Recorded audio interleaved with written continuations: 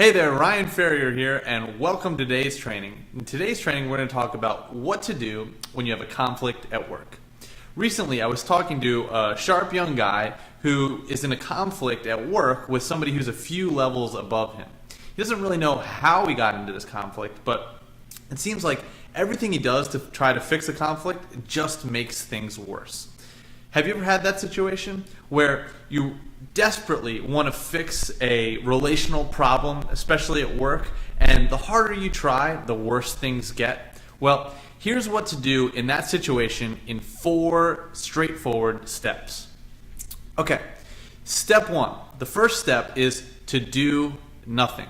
As soon as a conflict comes up, instead of leaping to fix the situation, take a deep breath.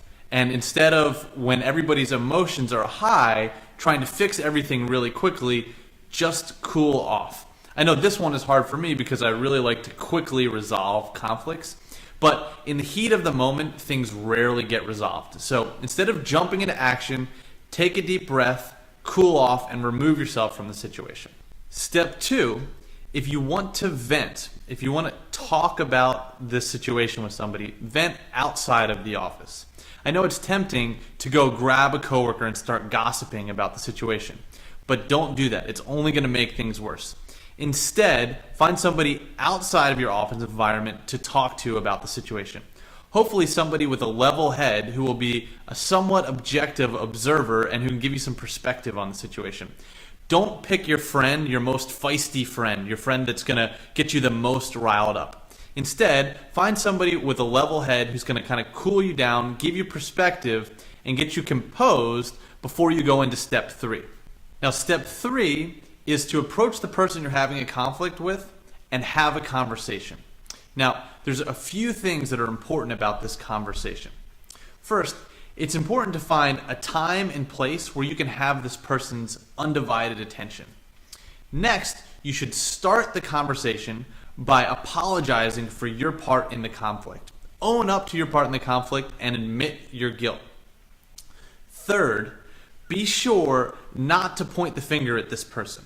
If you want to tell them, when you did this, it made me feel this way, or I was frustrated when, that's okay. You can talk about you and your feelings, but don't point the finger and cast blame at this person, and certainly don't insist that they apologize to you. More than likely they will, but don't insist on it. And then finally, ask this person in the future how you can best interact with them so that you can have a productive working relationship. I think you'd be really surprised at the wonders that this conversation can work. I know for me, some of the people who were my biggest detractors and my fiercest enemies became my most loyal friends after a conversation like this. And listen up to this because this one is tweet-worthy. I want you to share this with your friends on Twitter. And here's the tweet-worthy comment. Sometimes, if you want to find a loyal friend, the best place to start is by reaching out to your fiercest enemy. Step 4 is to drop it and reassess the situation later. So after you've had this conversation, drop it. There's no reason to keep having this conversation over and over again. Give it some time and see how things play out.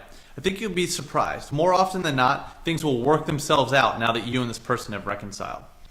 If they don't, if this pattern keeps happening, then think about potentially getting moved to a new project, a new team, or a new department. You don't want to be in a situation where you're continually butting heads with the same person over the same thing, and it's just like you guys are oil and water. Now, if this person is your superior and there's no way to kind of get out of the situation, what you need to do then, unfortunately, is just bite your tongue, work hard, and in your own time, look for something new. You may need to switch your employer and find a new place of work. Again, it's not worth treading water and continually to do the same thing over and over again, expecting different results. Sometimes you're in a situation that can't be fixed and you just need to move on. Now I want to send it to you. Leave a comment. Let me know, 1, have you ever been in this type of situation? And 2, what do you think about this 4-step process for resolving conflict at work? As well, if you're not already there, head over to bootstrapmylife.com and sign up for email updates. I share training like this with my subscribers that you won't find on my blog. All right, that's it for today. And until next time, keep being you. Camera speeding. Scene 3, shot 1, take 1. You're going to have the most meaningful life ever, and I'm going to help you.